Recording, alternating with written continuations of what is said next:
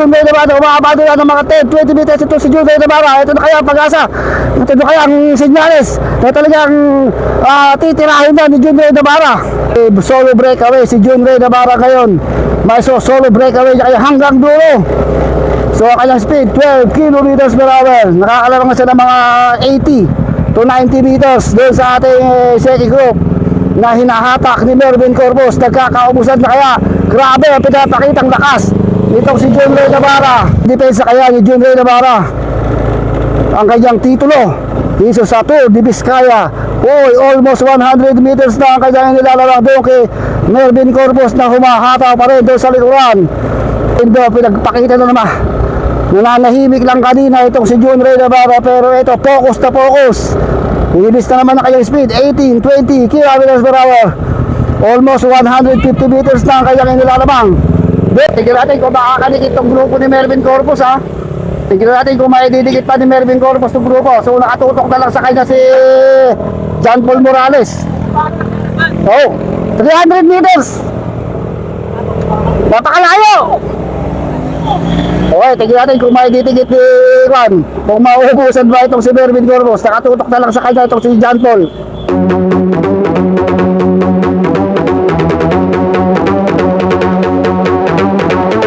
Okay, so ito yung ating solo breakaway. Medyo lumalapit ng bagya yung hatak ng grupo dito kay Jun Ray Navarra.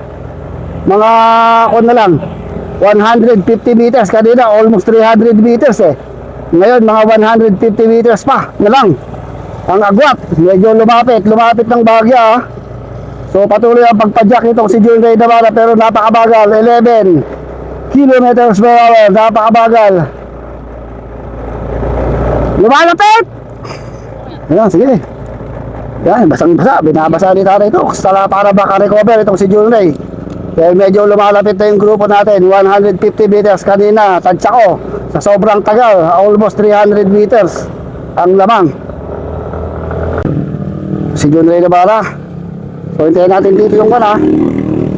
Second grupo na naman, ha. Lumayo na naman si Jun Ray. Kanina 150. Ngayon lumayo na naman. Nawala na naman yung grupo, oh. So ito pa lang, si Mervin Corpus, mga 250 meters na naman. So lumayo na naman, bumabagal eh. Mukhang si Mervin Corpus lang yung umahatak dito eh. So lumayo na naman si Jun Ray Navarra, kanina 150 meters na lang. So ngayon, 200 meters to 250 meters na naman ang agwat ni Jun Ray Navarra. Yeah, okay. So patuloy pa eh, nagsusubad-subaran sa paghabol. Pagturangko itong si Joseph Pascual, Joshua Pascual, and para madikitan nila si Jun Ray Navarra. So ito, palusong na to. Palusong yan, palusong.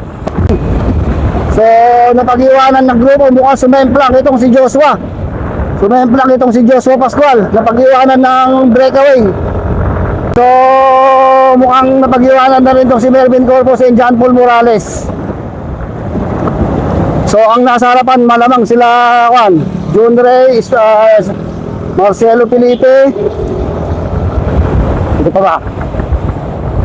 So ito John Paul and Mervin Corpus yung nagbantayan dito sa likod. So hindi pa rin pala nila naabutan si Jun Ray Navarra. So tingnan natin, double check natin, ha. So talaga nagbantayan to, top 1 and top 2 eh. Itong ranking itong dalawan to. Kung tayo sa harap, yun, nasa harapan si Marcelo Felipe. Ano, maahon, no? Okay, ito na. So ito na pala, tumikit itong si Marcelo Felipe kay Jun Ray Navarra. So 180 meters behind eh, si Mervin Corpus and si John Paul Morales naman.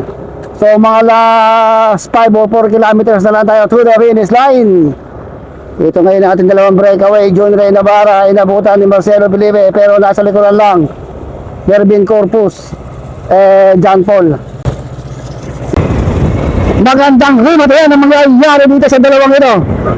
Pag nailayo nila ng tuluyan, ayon sa aking pagkakalkula ay mag-overall leader itong si Marcelo Felipe dito. Mag-overall lead ito pag linamangan niya ng mga 30 seconds. Si Mervin Corpus. Kung hindi man, magiging second overall. Ayan na. Ito na yata ating finish line. Ito na ba? Hindi ko alam. Ano to? Ayan na. Ayan na. Marcelo Pilipi pala. Ayun na pala ang finish line. Ayan, Jun Navarra.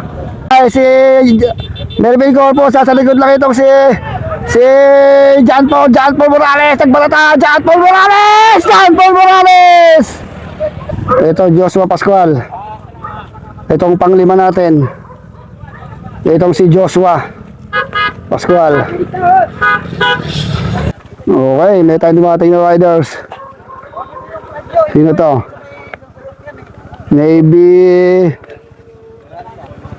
uy, si Ismael Grospe dumabot. Ronaldo Ranza and Ismael Grospe.